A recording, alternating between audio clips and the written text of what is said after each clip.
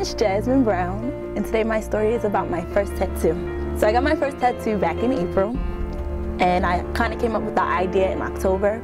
The tattoo is for my grandmother who passed in '82.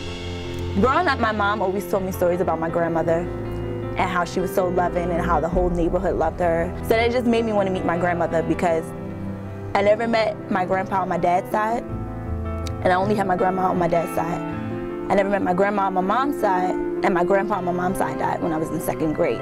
So hearing these stories about my loving grandmother, I just always wanted to meet her. Me and my mom could sit for hours, and I'll just ask her questions about grandma. I was like, Mom, I'm gonna get a tattoo for grandma. It's gonna be my first tattoo. My mom was just like, yeah, we can go get it together. We can go get it together. So I'm the type of person, I don't like just to talk about things, I actually like to do it.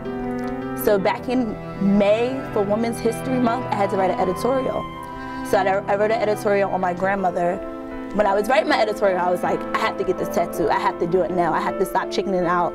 I hit up one of my brothers, and I was just like, I want to get my tattoo. Who can I go to? So he told me about this guy named JR. I called him up, and I was like, I want to get my tattoo.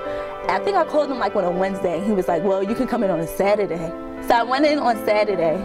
I didn't go with anybody. I woke up, and I was just like, I'm so scared. I went in there, he was real cool. He was just asking me about myself, just trying to get comfortable so I wouldn't be scared.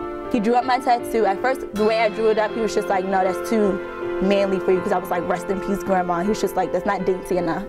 So he drew up my tattoo. The tattoo's drawn up, he's cleaning my back, and it's taking like 20, 30 minutes, and I'm like, what's taking this man so long? So I'm just like shaking, like, oh my gosh, I'm so scared. I started sweating and stuff. I'm like, so when are you gonna start? He's just like, I'm prepping. So then he turns the needle on, and I'm like, oh man, I can't go through with this. I need my headphones.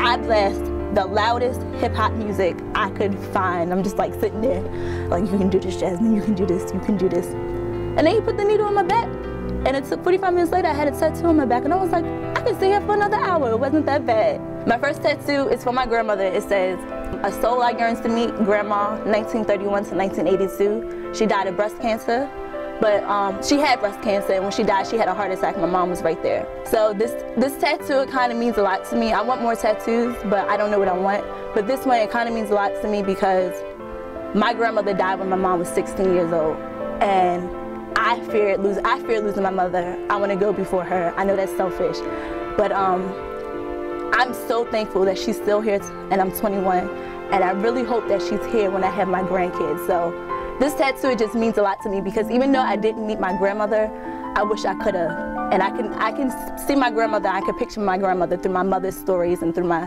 mother's eyes.